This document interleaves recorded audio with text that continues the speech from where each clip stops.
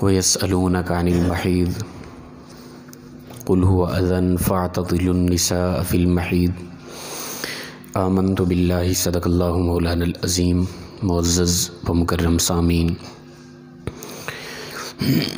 کروڑا بار شکر ہے اس پروردگار عالم کا کہ جس نے آج کی صبح ہمیں پھر سے زندگی عطا فرمائی اور ہمیں یہ سعادت اور توفیق دی کہ ہم اپنے پروردگار کے ہاں آ کر سجدہ ریز ہوئے۔ اللہ تعالیٰ ارشاد فرماتا ہے وَيَسْأَلُونَكَ عَنِ الْمَحِيضِ، اے پیارے محبوب صلی اللہ تعالیٰ علیہ وآلہ وسلم، آپ سے یہ لوگ حیض کے متعلق سوال کرتے ہیں۔ حیض کسے کہتے ہیں؟ یہ فقہی مسائل کچھ آ رہے ہیں اور یہ ضروری مسائل ہیں، ذہن میں رکھنے چاہیے اور آگے خواتین کو آگاہ کرنا چاہیے۔ حیض کہتے ہیں کہ عورت کو ہر ماہ خاص ایام آتے ہیں، ناپاکی کی حالت میں عورت ہوتی ہے، اسے حیض کہتے ہیں۔ اور یہ حیض کے یعنی ناپاکی کی حالت عورت کے ہر مہینے میں زیادہ سے زیادہ 10 دن ہوتے ہیں، کم سے کم 3 دن ہوتے ہیں۔ 3 دن سے کم نہیں ہوتے، 10 دن سے زیادہ نہیں ہوتے، ٹھیک ہے نا۔ ایام مخصوصہ عام طور پہ یہ مشہور ہیں، تو ان کے اندر عورت نے نماز بھی نہیں پڑھنی ہوتی اور شوہر خاص تعلق بھی قائم نہیں کر سکتا، قرآن کو نہیں چھو سکتی، مسجد میں داخل نہیں ہو سکتی، قرآن کی تلاوت نہیں کر سکتی، اور اس کے علاوہ اگر کوئی درود پاک پڑھنا چاہے یا بنیت دعا قرآن کی کوئی آیت یا دعا استغفار وہ کیا جا سکتا ہے۔ اور اس کے کم از کم 3 دن، زیادہ سے زیادہ 10 دن ہیں۔ بعض دفعہ ہوتا ہے کہ عورت تیسرے دن پاک ہو جاتی ہے، وہ نہا کر فوراً نماز شروع کر دے غسل کرنے کے بعد۔ بعض ہوتا ہے 4 دن ہو جاتے ہیں، 5 دن، 6 دن، 7 دن، اسی طرح 10 دن تک۔ 10 دن سے زیادہ نہیں، 3 دن سے کم نہیں۔ ہمارے ہاں جو مشہور ہے اور رواج ہے وہ یہ کہ عورتیں 10 دن پورے کرتی ہیں، ٹھیک ہے نا۔ اگر 3-4 دن بعد ٹھیک بھی ہو گئی عورت، 10 دن پھر انہیں پورے کرنے ہیں۔ 10 دن پورے نہ نماز پڑھنی ہے اور جو یہ احکام لاگو ہوتے ہیں وہ اپنے اوپر لاگو رکھتی ہیں۔ یہ غلط چیز ہے، یاد رکھیں۔ یہ آگاہ ہو جائیں، خود آگاہ کریں آگے اپنی خواتین کو۔ 10 دن پورے نہیں کرنے۔ جو ہی عورت کی طبیعت ٹھیک ہوئی، غسل کر کے اس پر نماز لازم ہو جاتی ہے، عورت پاک ہو گئی ہے۔ 10 دن پورے کرنا یہ غلط سوچ ہے، شریعت کے اندر اس کی کوئی حقیقت نہیں کہ 10 دن پورے ہی کرنے۔ اسی طرح نفاس کا مسئلہ ہے، جب بچہ پیدا ہوتا ہے نا تو اس وقت بھی عورت کی طبیعت خراب رہتی ہے۔ کم کوئی مدت نہیں ہے، پہلے دن ہی بچہ پیدا ہوا، پہلے دن ہی طبیعت ٹھیک ہو جائے ممکن ہے، دوسرے دن ٹھیک ہو جائے، تیسرے دن، زیادہ سے زیادہ مدت 40 دن ہے۔ 40 دن سے آگے نہیں جائے گی، کم مدت کوئی نہیں ہے۔ اور ہمارے ہاں ہوتا ہے کہ بچہ پیدا ہوا 40 دن پورے ہی کرنے، چاہے 2 دن بعد عورت ٹھیک بھی ہوگی نا پھر بھی 40 دن پورے کر رہی ہوتی ہے، یہ بھی غلط ہے۔ جو ہی طبیعت عورت کی ٹھیک ہوئی تو فوراً غسل کر کے عورت پر وہ شرعی احکام سارے لاگو ہوتے ہیں، نماز ضروری ہو جاتی ہے۔ یہ آگاہ کریں۔ زیادہ تر خواتین میں، ہمارے ہاں مردوں کو بھی پتہ نہیں ہوتا، خواتین وہ 10 دن بھی حیض کے پورے کر رہی ہوتی ہیں اور 40 دن بچہ پیدا ہونے کے بعد وہ بھی پورے کر رہی ہوتی ہیں۔ ایسا بالکل نہیں ہے۔ حیض کی حالت میں یعنی جو اپنا منتھلی خاص دن آتے ہیں ان میں 3 دن کے بعد کسی دن بھی طبیعت عورت کی ٹھیک ہوئی تو فوراً غسل کر کے وہ نماز شروع کرے۔ اسی طرح نفاس کی حالت یعنی بچہ پیدا ہونے کے بعد کسی دن بھی طبیعت اس کی ٹھیک ہو سکتی ہے۔ جو ہی عورت کی طبیعت ٹھیک ہوئی، عورت پاک ہوئی، خون رکا، فوراً عورت غسل کر کے نماز شروع کرے گی۔ 40 دن وہ پورے نہیں کرے گی، نہ ہی 10 دن پورے کرے گی۔ ممکن ہے حیض کی حالت میں بعض عورتوں کی عادت ہوتی ہے 10 دن پورے ہی لگاتار اس کی طبیعت ٹھیک نہیں ہوتی، اور اسی طرح ممکن ہے صورت ہے کہ نفاس کی حالت میں بچہ پیدا ہونے کے بعد 40 دن لگاتار عورت کی طبیعت ٹھیک نہ رہے، یہ بھی ممکن ہے، لیکن یہ بہت کم ہوتا ہے۔ حیض کی حالت میں بھی عورت بہت جلد ٹھیک ہو جاتی ہے، نفاس کی حالت میں بھی عورت بہت جلد ٹھیک ہو جاتی ہے۔ جو ہی طبیعت ٹھیک ہوگی عورت کی، اس پر شرعی احکام لاگو ہو جائیں گے۔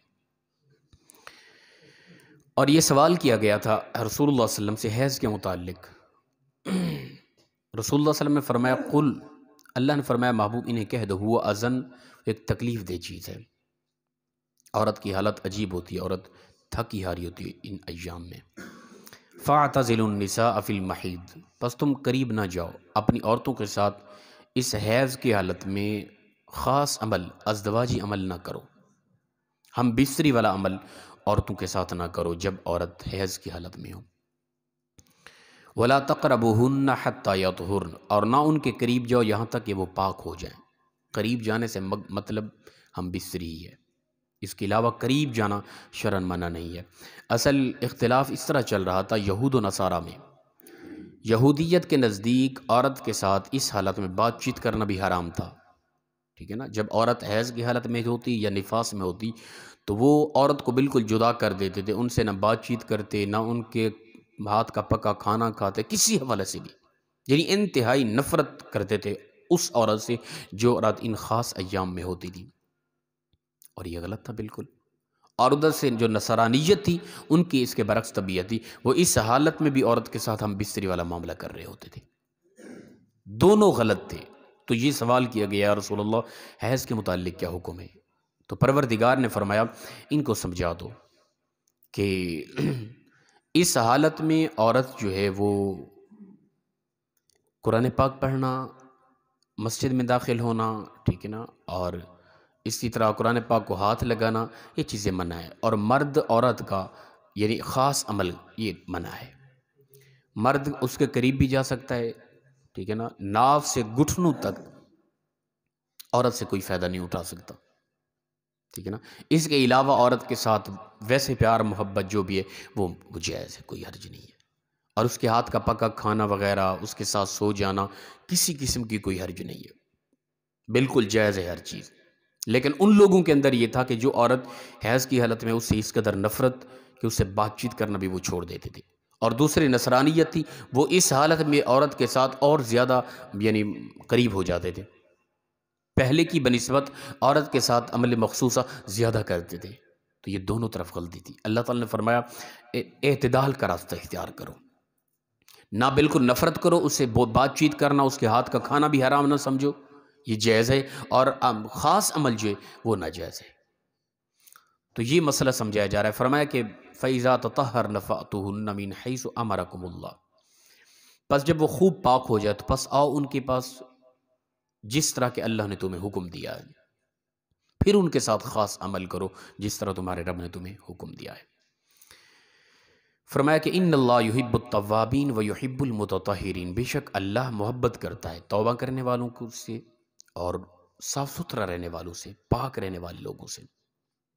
جب عورت فرمایا خوب پاک ہو جائے، یعنی عورت نے غسل کر لیا اور ایک نماز پڑھ لی، پتہ چل گیا کہ بالکل پاک ہو گئی ہے، پھر مرد اس کے ساتھ عمل خاص کر سکتا ہے۔ آگے مثال دی، فرمایا نساؤکم حرث لکم، تمہاری عورتیں تمہاری کھیتیاں ہیں، کھیتیوں کی مثل ہے۔ فاتو حرثکم انا شئتم، پس آؤ تم اپنی کھیتیوں میں جس طرح چاہو، تمہیں اجازت ہے، یعنی عمل مخصوصہ جس طرح چاہو تم کر سکتے ہو، تمہیں کوئی منع نہیں ہے، اس کے اندر ممانعت نہیں ہے۔ یہود و نصارہ کے اندر یہ تھا کہ ایک انداز ہی انہوں نے اپنایا ہوا تھا، اپنی بیوی کے ساتھ ہم بستری کا معاملہ ایک ہی انداز میں، اس کے علاوہ وہ حرام سمجھتے تھے۔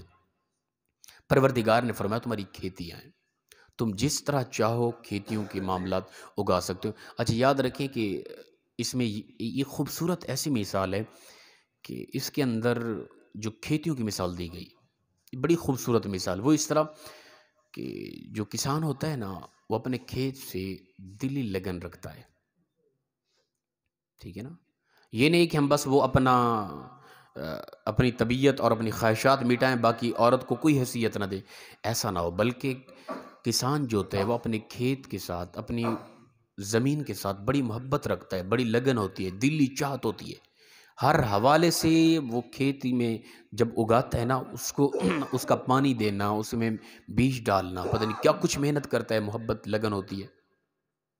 تو یہ ایک مثال دی کہ عورت سے صرف خواہشات کی تمنا نہیں، خواہشات پوری نہیں کرنی، بلکہ اس سے کچھ حاصل بھی کرنا ہے، اچھا کھیت، اچھی اولاد حاصل کرنی ہے، اور اولاد جو اچھی ہوتی ہے وہ انسان کی اخروی زندگی میں بخشش کا سبب بنتی ہے۔ تو فرمایا یہ تمہاری کھیتیاں ہیں، پس آؤ جس طرح چاہو، کوئی ممانعت نہیں، اپنی بیوی کے ساتھ خاص معاملات جس انداز میں چاہیں کریں، بیہودہ لواطت والا معاملہ نہ ہو، ٹھیک ہے نا۔ کچھ لوگ یعنی اس دور کے اندر لوتی عمل شروع کر دیتے تھے، یہ بھی بالکل ناجائز اور حرام ہے۔ وَقَدِّمُوا لِأَنفُسِكُمْ، اور فرمایا کہ اپنے آگے کچھ نیکیاں بھیج دو، آنے والے وقت میں اپنے لیے کچھ کر لو۔ محض صرف عورت کو اور بیوی کے معاملات میں ہی نہ لگے رہو، بلکہ اخروی زندگی کے بارے یہ سوچ لو کہ اپنی اچھی اولاد پیدا کرو، اولاد کی اچھی تربیت کرو، آنے والے وقت میں وہ تمہاری اولاد تمہاری بخشش کا ذریعہ اور سبب بنے۔ وَاتَّقُوا اللَّهَ وَاعْلَمُوا أَنَّكُمْ مُلَاقُوهُ، ڈرو اللہ سے اور جان لو کہ بے شک تم انہیں ملنے والے ہو، اللہ کے سامنے تم کھڑے ہونے والے ہو۔ بیوی کے کچھ حقوق ہیں، کچھ مسائل ہیں، کچھ فرائض ہیں، کچھ لوازمات ہیں۔ ہمارے ہاں معاشرے کے اندر مختلف طبیعتیں ہیں، بعض ہوتے ہیں کہ وہ بیوی کو کوئی اہمیت ہی نہیں، انسان کی بچی نہیں سمجھتے، بعض ہوتے ہیں وہ بیوی کی وجہ سے ماں باپ بہن بھائیوں کو چھوڑ جاتے ہیں، دونوں غلط ہے، یاد رکھیں۔ ہر ایک کے الگ الگ حقوق ہیں۔ بیوی ایک عظیم رشتہ ہے، بیوی ایک بہترین رشتہ ہے، محبت، چاہت، لگن، پیار، یہ اس کا حق ہے، لیکن اس کی وجہ سے بقیہ رشتوں کو بھول جانا یہ انتہائی کم ظرفی، بے وقوفی اور نادانی ہے۔ اسی طرح کسی کی وجہ سے بیوی کو انسان کی بچی بھی نہ سمجھنا اور اسے اس کی غلامانہ زندگی اور ہر وقت دباؤ ڈالنا اور اپنی وہ طاقت کے 3 الفاظ کے ذریعے اس کی زندگی تو بگاڑ سکتا ہے، اس بنا پر تو بڑا چودھری بنا پھرے، تو یہ انتہائی کم ظرفی، نادانی، بے وقوفی اور انتہا کی جہالت ہے۔ قیامت کے دن حقوق العباد کے حوالے سے سب سے پہلے بیوی کے حقوق کے بارے پوچھا جائے گا، کیونکہ قیامت کے دن وہ چودراہٹ ختم ہو جائے گی ہماری، کہ وہ عورت ڈرتی ہے نا کہ 3 لفظ بول دیے گئے تو میری زندگی برباد۔ یہ پاور اتھارٹی انسان کو، مرد کو اللہ نے اگر عطا کی ہے اور مرد چودھری بنا پھر رہا ہے اور اس کے حقوق پامال کیے جا رہا ہے، تو قیامت کے دن سب سے پہلے حقوق العباد کے حوالے سے بیوی کے بارے پوچھا جائے گا، بندے بتا تجھے یہ طاقت اتھارٹی دی تھی تو بیوی کے ساتھ کیسا سلوک رکھتا تھا؟ اور اس وقت بیوی مجبور نہیں ہوگی، وہ ہر بات کھل کے کرے گی اور گریبان پکڑے گی ظالم قسم شوہروں کے، اور مرد سے یہ طاقت چھین لی گئی ہوگی، عورت کی وہ مجبوریاں ختم ہو گئی ہوگی، پھر ٹف انداز سے پوچھا جائے گا۔ اور فرمایا کہ تم اس کے سامنے کھڑے ہونے والے ہو۔ وبشر المؤمنین، مومنوں کے لیے خوشخبری ہے، جو مومن ہیں، جو ہر حوالے سے حقوق اللہ، حقوق العباد کو مد نظر رکھ کے زندگی گزارتے، ایسے لوگوں کے لیے خوشخبری ہے۔ ہم مومن ہیں، مسلمان ہیں، ہم قرآن سے، حدیث سے، اسلام سے، اللہ کے احکام سے پوچھیں ہم کس طرح جئیں۔ ماں باپ کے حقوق، بہن بھائیوں کے حقوق، اولاد کے حقوق، بیوی کے حقوق، قریبی رشتہ داروں کے حقوق، اسی طرح ہر حوالے سے ہم اسلام سے جب پوچھیں گے نا، پھر ہماری زندگی خوبصورت ہوگی، زندگی میں خوشیاں ہوگی، آرام سکون ہوگا، زندگی بالکل مطمئن ہوگی، قبر میں، حشر میں، قیامت کے دن پل صراط پر، برزخ میں، ہر میدان میں ہم آرام سکون سے گزر جائیں گے۔ پھر آگے فرمایا مومنین کے لیے خوشخبری ہے، جنت ہے، اعلیٰ باغیچے ہیں، آرام اور سکون کی زندگی ہے وہاں پہ۔ تو یہاں رہ کر ہم نے صرف خواہشات کے مطابق نہیں جینا، نفس کے مطابق نہیں جینا، اپنی طبیعت کے مطابق نہیں جینا، بلکہ اپنی خواہشات، نفس اور طبیعت کو پس پشت کر کے اسلام سے پوچھنا، جو اسلام کہتا ہے وہ طبیعت مانے نہ مانے، وہ نفس مانے نہ مانے، وہ ہمارا مزاج سوچ مانے نہ مانے، اس کے مطابق چلیں گے تب مومن کہلائیں گے۔